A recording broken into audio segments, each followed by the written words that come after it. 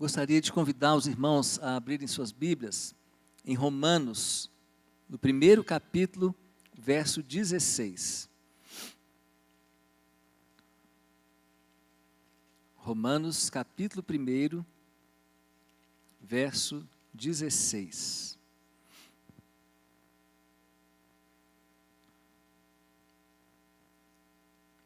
Pois não me envergonho do Evangelho, porque é o poder de Deus para a salvação de todo aquele que crê, primeiro do judeu e também do grego, visto que a justiça de Deus se revela no Evangelho de fé em fé. Como está escrito, o justo viverá por fé. Paulo fala aqui que não se envergonhava do Evangelho. Por quê? Porque o Evangelho é o poder de Deus para a salvação de todo aquele que crê. E esse poder do Evangelho, eu pude ver claramente ali em Anagé. Um dos testemunhos que mais me marcou foi de um irmão que está sendo preparado pelo Eliabe para ser o sucessor dele, quando ele estiver indo como equipe para o Piauí, para começar do zero, mais um trabalho missionário. O nome desse provável sucessor dele é o Beto, Alberto, o nome dele. O Alberto tem apenas 2 anos de convertido. E ele contou o testemunho dele para a gente, que há anos atrás, um irmão dele foi assassinado por alguém da comunidade. E ele alimentava na sua alma, um desejo muito grande de matar essa pessoa que tinha matado o irmão dele. E esse desejo, ele se prolongou por 27 anos.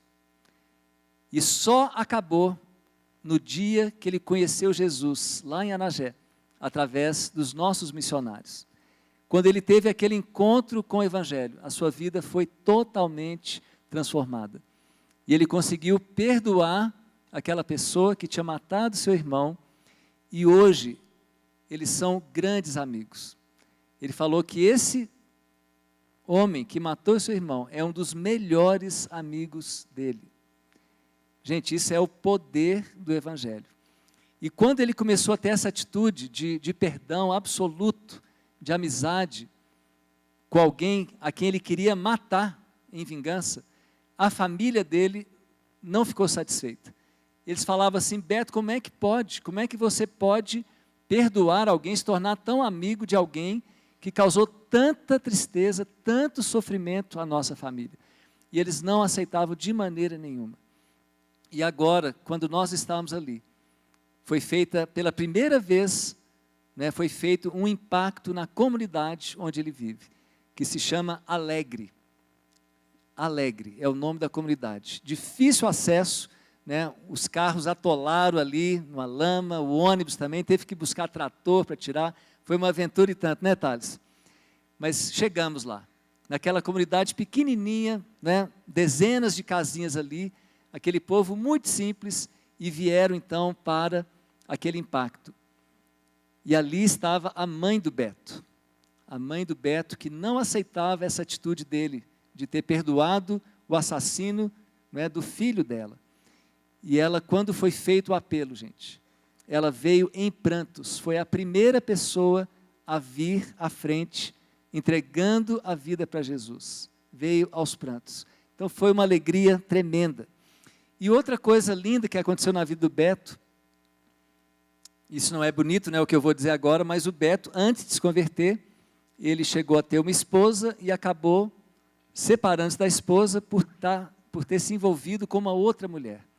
A primeira esposa chama Laura, e a segunda Natália. E a Laura, que foi a primeira esposa, ela tinha verdadeiro ódio da Natália. E é uma coisa muito comum ali, e parece que no Brasil inteiro, É um homem, quando a esposa vai ficando mais velha, até brinco, troca uma de 40 por 2 de 20, assim? Muita gente fala isso, E lá é muito comum isso, A pessoa vai ficando mais velha, já abandona e já parte para uma pessoa mais nova. E essa Laura tinha verdadeiro ódio da Natália. E também queria matá-la de todo jeito. E por causa do poder do Evangelho, tanto a Laura quanto a Natália se converteram e hoje são grandes amigas. Né? O tempo inteiro elas estão juntas, gente. É uma coisa assim impressionante. Isso não é um milagre? É um milagre. Tanto o testemunho do Beto quanto das esposas, né? Gente, é uma esposa só que ele tem hoje, tá? Né? Não é que ele tem 2 esposas, não. Isso é lá na tribo caritiana, né? Mas lá não é assim, não. Então, ela não tem mais nada a ver com o Beto, né? É uma crente firme, a Natália também, e são grandes amigas. Esse é o poder do Evangelho. O Evangelho que faz coisas sobrenaturais, que muda o coração das pessoas. E um outro testemunho foi na comunidade dos 30, onde a BIM trabalha, onde ela já tem algumas células ali. Logo antes da pregação, um jovem senhor, né, se levantou para dar o testemunho dele. O nome dele é Luiz, e ele é casado com a Preta. A Preta é bem loira, mas o apelido dela é Preta. Tem outro lá que o apelido é Nego, né? E aí tem vários, todo mundo é conhecido pelo apelido. E o Luiz, então, deu um testemunho emocionado. Faz apenas 6 meses que ele entregou a vida dele para Jesus, através dos impactos que a Central tem feito ali, através da vida dos missionários ali. E ele era um alcoólatra, e estava a ponto de se separar. E ele deu um testemunho tão vibrante, de como Jesus o tinha libertado completamente do álcool. Ele era uma nova criatura, e o seu casamento foi totalmente restaurado, e a gente via o carinho de um pelo outro. E ele dizia, os 30 nunca mais vai ser a mesma comunidade. E começou a profetizar um tempo totalmente novo naquela pequena comunidade, né, do Evangelho chegando, as células se multiplicando e gente se convertendo ao Senhor. Então, esse é o poder do Evangelho. O Evangelho é o poder de Deus para a salvação de todo aquele que crê. Primeiro do judeu e também do grego. E é interessante a gente perceber que o Evangelho é para todos, todos. Ninguém precisa ficar de fora. Alguns se acham tão pecadores que acham que para eles não tem mais jeito. Talvez haja alguém aqui nessa noite que se sinta assim, se sinta tão sujo por causa dos seus pecados, da vida que tem levado, que acha que não tem mais chance. Mas esse texto diz que o Evangelho é o poder de Deus para a salvação de todo aquele que crê. E um dos textos lindos da palavra de Deus é aquele do ladrão que foi crucificado ao lado de Jesus. Havia 2 ladrões e um deles só debochava de Jesus e o outro, mostrando arrependimento dos seus pecados, deu uma exortação naquele outro ladrão. Ele falou, por que você está blasfemando? Nós estamos aqui com razão, nós merecemos, mas esse aqui nenhum mal fez. E aí ele virou para Jesus e disse o quê? Senhor, lembra-te de mim quando vieres no teu reino. Aquele homem no último segundo da vida dele, um ladrão, que estava sendo crucificado com toda a razão, ele se arrepende dos seus pecados, e ele clama pela misericórdia, e ele crê que Jesus não era apenas um homem, que estava sendo crucificado equivocadamente, mas que ele era o próprio Salvador, que ele era o rei, e que ele viria um dia com o seu reino. E ele então se converte naquela hora, e Jesus fala o que com ele? Hoje mesmo estarás comigo no paraíso. Então não tem pessoa alguma que não possa ser salva. Quando a gente pensa na corrupção do Brasil, quando a gente pensa em alguns políticos, que a gente tem verdadeiro ódio muitas vezes, e a gente precisa até pedir perdão por isso, nós não temos que ter ódio de ninguém, mas nós pensamos, será que é possível que esses homens sejam salvos? E muitos pensam, possível é, só que não é justo.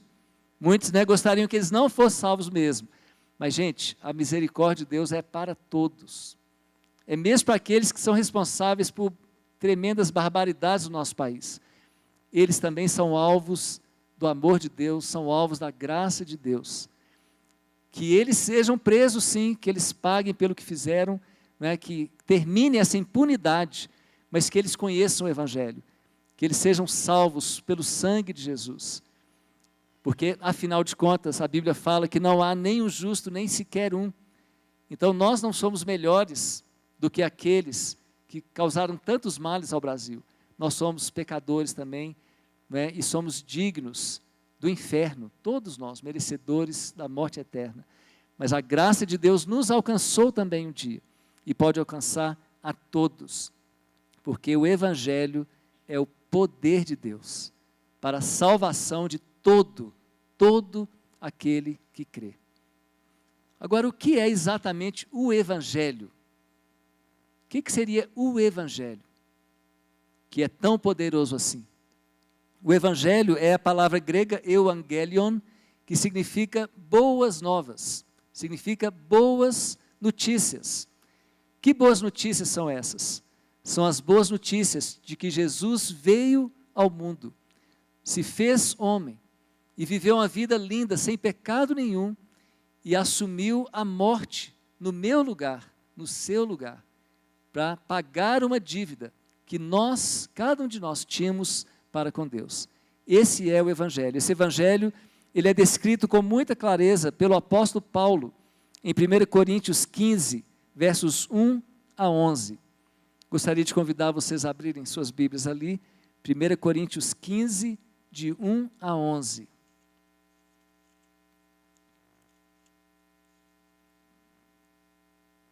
Paulo vai então falar a respeito deste Evangelho. Irmãos, venho lembrar-vos o Evangelho que vos anunciei, o qual recebestes e no qual ainda perseverais. Por ele também sois salvos, se retiverdes a palavra tal como vô-la preguei, a menos que tenha escrito em vão. Antes de tudo vos entreguei o que também recebi, que Cristo morreu pelos nossos pecados, segundo as Escrituras, e que foi sepultado e ressuscitou ao terceiro dia, segundo as Escrituras, e apareceu a Cefas, e depois aos 12. Depois foi visto por mais de 500 irmãos, de uma só vez, dos quais a maioria sobrevive até agora, porém alguns já dormem. Depois foi visto por Tiago, mais tarde por todos os apóstolos, e afinal, depois de todos, foi visto também por mim, como por um nascido fora de tempo. Então, esse é o Evangelho. Paulo, então, faz um resumo do Evangelho. O Evangelho é algo super simples. O que é o Evangelho?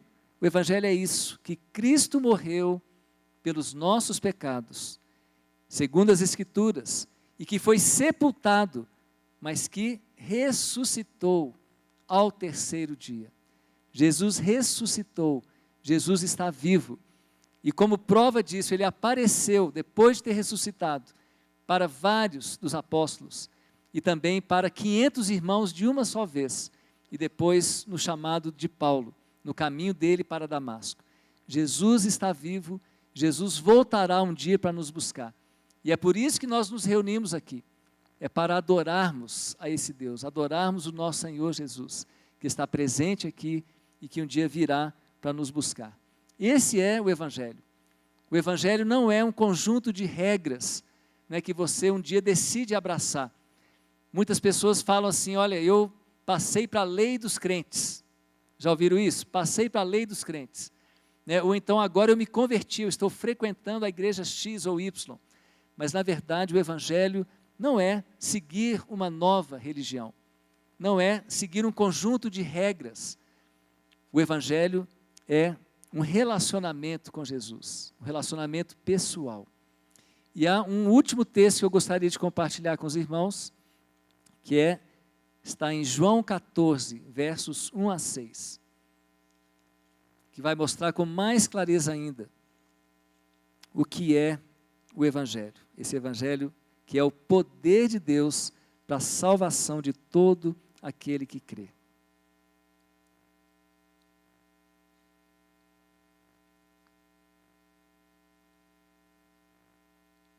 João 14, de 1 a 6, diz assim: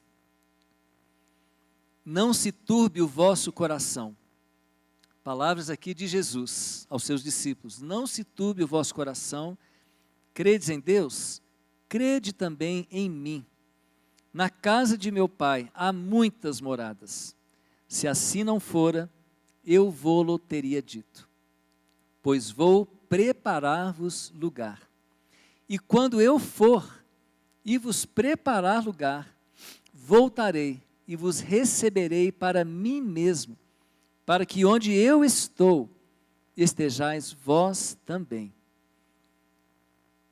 Olha que coisa mais linda, gente. Jesus está falando do céu, que Ele está preparando para nós. E Ele fala claramente, na casa de meu Pai há muitas moradas. E Ele fala, se assim não fosse, eu já teria dito, eu não iria iludir vocês quanto a isso. Então, essa ideia de que há um céu, onde não haverá sofrimento nenhum, não haverá lágrimas, não haverá doença, não haverá frustração, não haverá mais morte, não haverá mais pecado. Isso não é uma mensagem ilusória para consolar as pessoas ignorantes, para que elas consigam dar prosseguimento à vida, ou então para pessoas que são oprimidas, para elas pararem de se revoltar.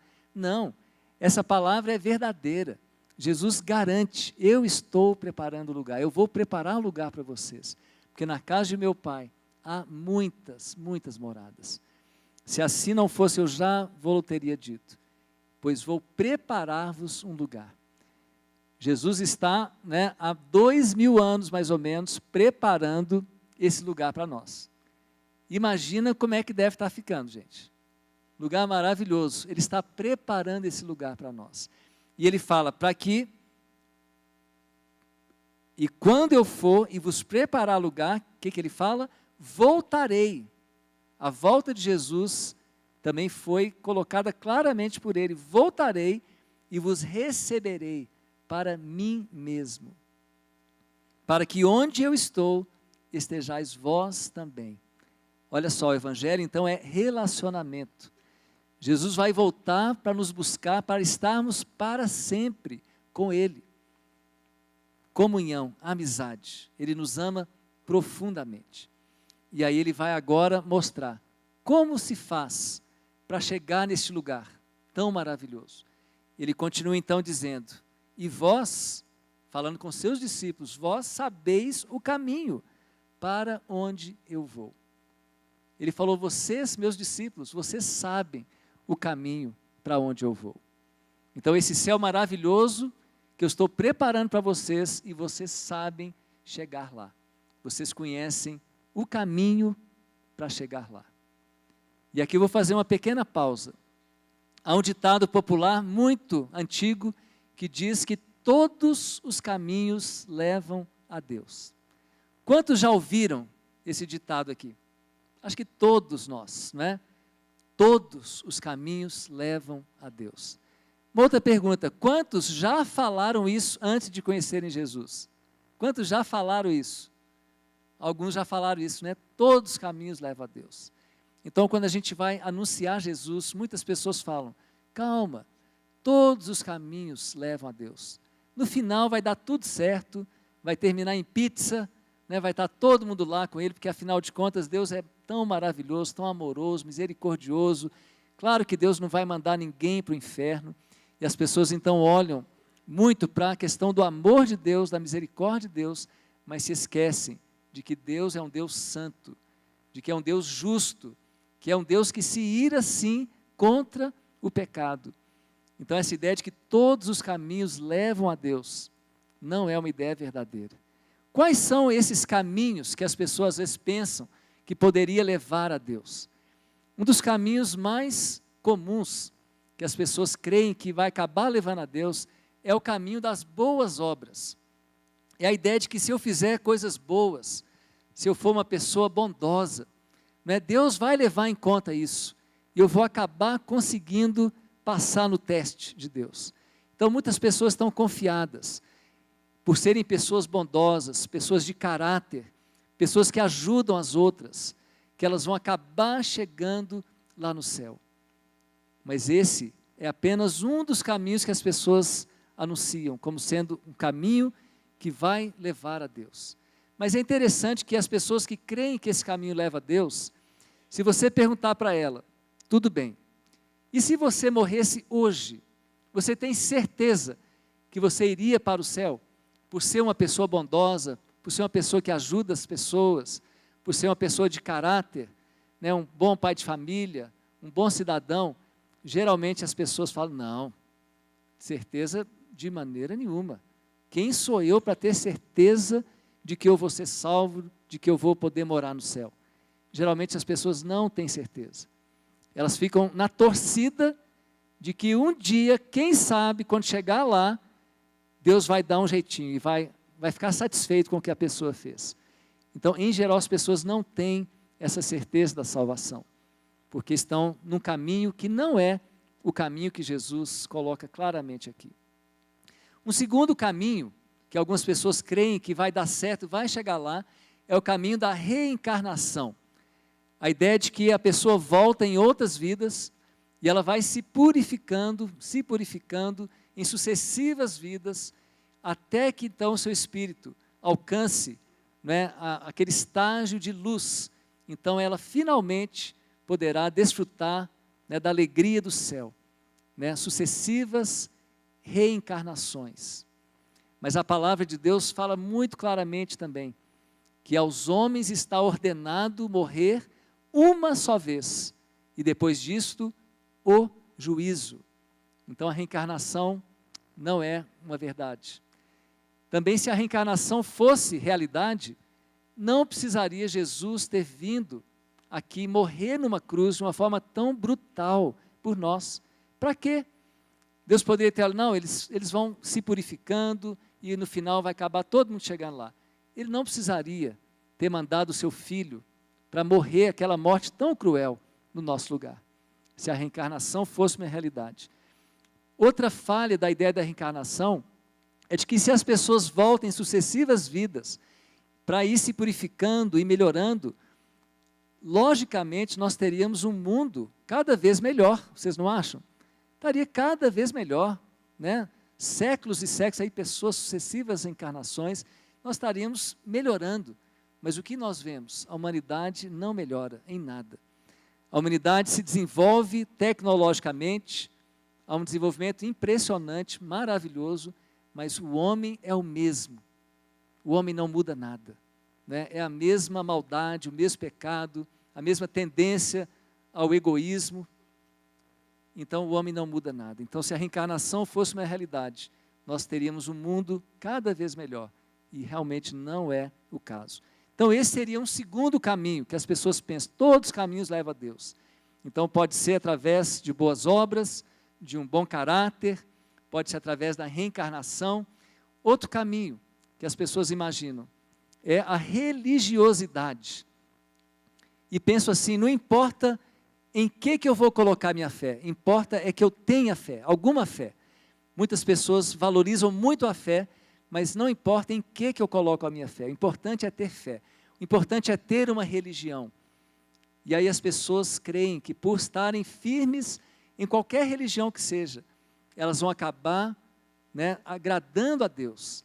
Elas vão então ser fiéis na religião que elas escolheram, né, vão ser pessoas ali firmes, vão seguir as regras da sua religião, né, com toda a disciplina, e crendo assim, vão chegar ao céu, através da religiosidade. Mas esse também não é um caminho. Deus não está interessado em religiosidade. Como eu falei, Deus está interessado num relacionamento de amor. O que adianta você ter um monte de rituais, como se fossem rituais mágicos, né? Acender uma vela aqui, né? Fazer uma reza ali, fazer um trabalho ali, nada disso. Ou então bater o ponto ali no culto, na missa, né? na reunião da sua religião. Isso pode acontecer inclusive na igreja evangélica. Eu tenho ficado impressionado quantos evangélicos talvez nem sejam convertidos de verdade. Talvez pessoas aqui na Batista Central, que se encantaram com a célula, fizeram amizades aqui, gostaram da música, gostaram da cultura evangélica, estão aqui se sentindo felizes, mas talvez não tiveram um encontro real com Jesus ainda. Estão ainda no caminho da religiosidade. E penso assim, se eu for fiel, se eu for no culto todo domingo, se eu for na célula toda semana, né, se eu ler a Bíblia, fizer o circuito 4x4 leitura bíblica, se eu trouxer o dízimo aqui, eu vou ser salvo, porque eu estou sendo fiel, né, como um excelente religioso. A Bíblia fala que isso também não traz salvação a ninguém. Um encontro que Jesus teve com um dos maiores religiosos da época foi com Nicodemos.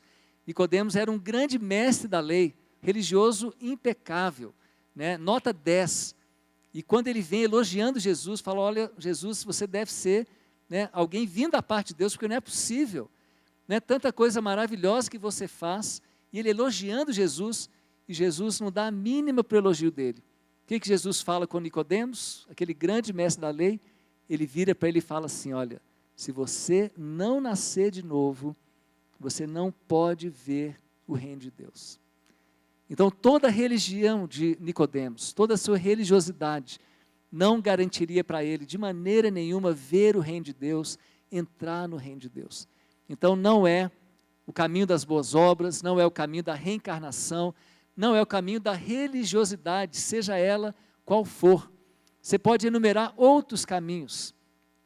Tem o caminho também, né, da contemplação, do isolamento, de pessoas que ficam reclusas, né, ali para terem aquele contato apenas com Deus. Se isso for só isso, isso também não vai trazer salvação. Você pode ser a pessoa mais zen do mundo, né? Ser a pessoa mais serena, tranquila, mas se você não entender o único e verdadeiro caminho, nem a sua serenidade vai te trazer salvação. Lá no dia final, a sua serenidade, de repente, vai acabar. E você vai entrar em estado de choque, porque você vai perceber que você não foi salvo, que o seu nome não foi inscrito no livro da vida. Tem uma passagem que pessoas vão chegar para Jesus naquele grande dia e dizer: Senhor, Senhor, em teu nome, nós fizemos tanta coisa. Nós expelimos demônios, nós curamos enfermos. E o Senhor vai dizer o quê? Ele vai dizer: apartai-vos de mim, não os conheço, vós que praticais a iniquidade. Então, gente, não brinquem com isso. Não pensem que todos os caminhos levam a Deus, e que o caminho que você escolheu está ótimo, e que no final vai dar tudo certo. Na verdade, existe apenas um caminho. E Jesus então, ele continua dizendo no versículo 4, ele fala: e vós sabeis o caminho para onde eu vou. Ele fala: vocês, meus discípulos, vocês sabem o caminho para onde eu vou. E os discípulos sabiam realmente o caminho? Eles sabiam? Eles não estavam ligados, mas eles conheciam o caminho. Porque o caminho não era uma estrada, o caminho era uma pessoa. Era a pessoa do próprio Jesus. Ele fala então: e vós sabeis o caminho para onde eu vou. E aí disse-lhe Tomé: Senhor, não sabemos para onde vais. Como saber o caminho? Então Tomé, na hora ele fala: Senhor, a gente não sabe nem para onde o Senhor está indo. Que história é essa? Como é que a gente então vai saber o caminho para onde o Senhor está indo? E aí Jesus faz aquela declaração maravilhosa. Respondeu-lhe Jesus: eu sou o caminho, a verdade e a vida. Ele não falou: eu sou um dos caminhos. Tem outros, mas eu sou um caminho legal. Me pega que vai dar certo também. Não, ele falou: eu sou o caminho. Eu sou a verdade e eu sou a vida. E para completar, ele termina dizendo: ninguém vem ao Pai, senão por mim. Gente, essa frase é impressionante, essa declaração de Jesus é impressionante. Ele diz claramente: eu sou o caminho, a verdade e a vida, ninguém vem ao Pai senão por mim. Ninguém. Não adianta, a gente pode respeitar, né, o caminho que cada um está seguindo, a gente tem que respeitar mesmo, tem que amar as pessoas, não podemos zombar delas, criticá-las, mas nós temos que apontar o verdadeiro caminho, porque o caminho que essas pessoas estão trilhando só vai levá-las à morte, não vai levá-las aonde elas estão pensando que vai levar, por mais bem intencionadas que essas pessoas sejam. Esse caminho que elas estão seguindo não vai levá-las à salvação. E quem fala isso não sou eu, não é a denominação batista, não é a igreja evangélica, mas é Jesus que fala isso. Eu sou o caminho, a verdade e a vida, ninguém vem ao Pai senão por mim. Eu quero dar uma oportunidade nessa noite. Talvez haja pessoas aqui hoje que ainda não tinham entendido isso, que há um caminho só que leva aos céus, que leva ao Pai. E esse caminho é Jesus. E nessa noite eu quero dar uma oportunidade para você, de você reconhecer Jesus como o único e verdadeiro caminho. E dizer para Ele: Senhor Jesus, eu quero abrir mão dos caminhos que eu tenho procurado seguir. E quero reconhecer que Tu és o único caminho. E eu quero me entregar a Ti. A Bíblia fala que todo aquele que invocar o nome do Senhor será salvo. A Bíblia fala que é preciso que nós creiamos que Deus o ressuscitou dentre os mortos e que confessemos com a nossa boca que Jesus Cristo é o Senhor. Quando nós fazemos isso, o nosso nome é inscrito no livro da vida. A Bíblia fala que nós passamos da morte para a vida, que nós não entraremos em juízo. Nós somos salvos através do que Jesus fez por nós. E nesse momento eu vou pedir para o pessoal colocar uma música de um grupo chamado Crombie. Alguém aqui já ouviu falar desse grupo? Crombie. É um grupo lá do Rio de Janeiro, né? E o líder do grupo é o Paulo Nazaré. É um jovem, uma banda jovem, e eu conheci esse grupo no Som do Céu, lá da MPC, e fiquei encantado com eles. E tem uma música nesse CD que fala exatamente da beleza do Evangelho.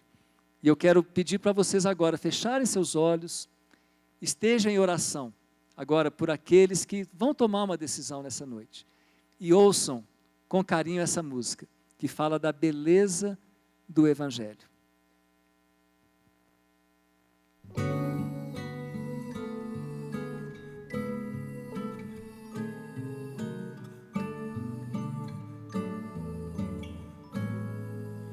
Canto coisas simples que alguém me contou.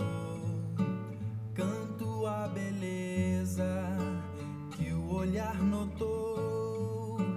Canto que eu não via e o que pra mim se revelou. Canto a alegria, sei pra onde vou.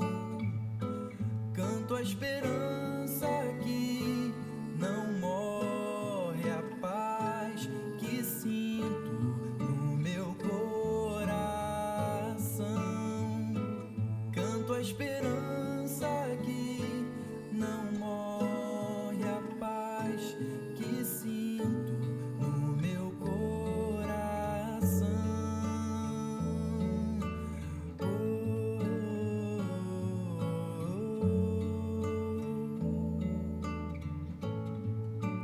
Canto coisas simples que alguém me contou. Canto a beleza que o olhar notou. Canto que eu não via e o que pra mim se revelou. Canto a alegria, sei pra onde vou. Canto a esperança que não morre, a paz que sinto no meu coração. Canto a esperança que não morre, a paz que sinto no meu coração. Yeah, yeah. Oh, oh, oh, yeah.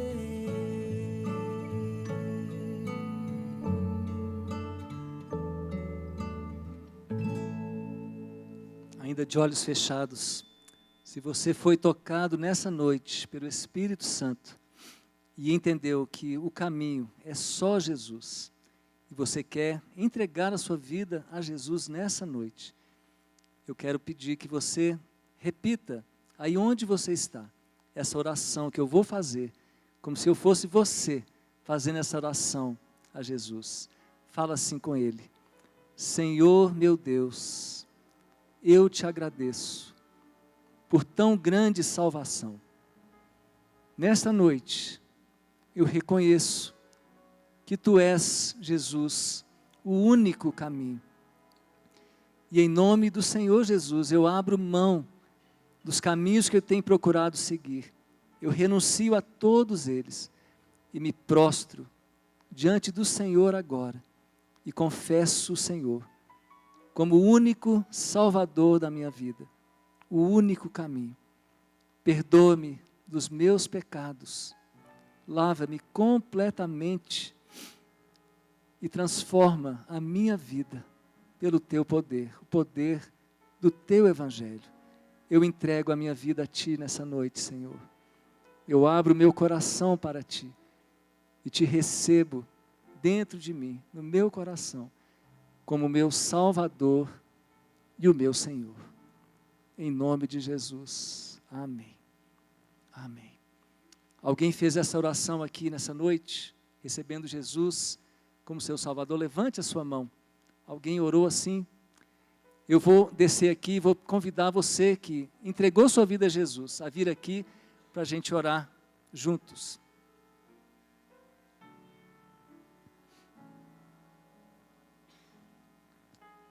Se você entregou sua vida a Jesus, vem aqui, nós vamos orar por você.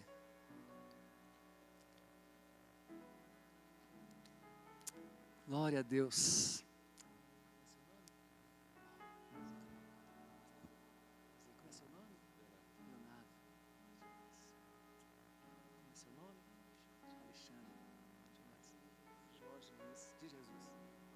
Luiz de Jesus aqui também, ó. Jorge Luiz de Jesus. Amém. Alguém mais orou recebendo Jesus nessa noite? Pode vir aqui à frente. Nós queremos orar aqui com vocês. A Bíblia fala, né, que quando um pecador se arrepende, há uma festa no céu. Então pode saber que está tendo uma festa maravilhosa pela decisão de vocês. Por vocês terem depositado a fé de vocês em Jesus. E reconhecer que Ele é o único verdadeiro caminho até o céu. Eu quero convidar alguns irmãos aqui da igreja a virem abraçar esses nossos novos irmãos. Pode vir, cada um vem com uma pessoa aqui, vem dar um abraço aqui, a gente recebê-los, né, como nossos novos irmãos.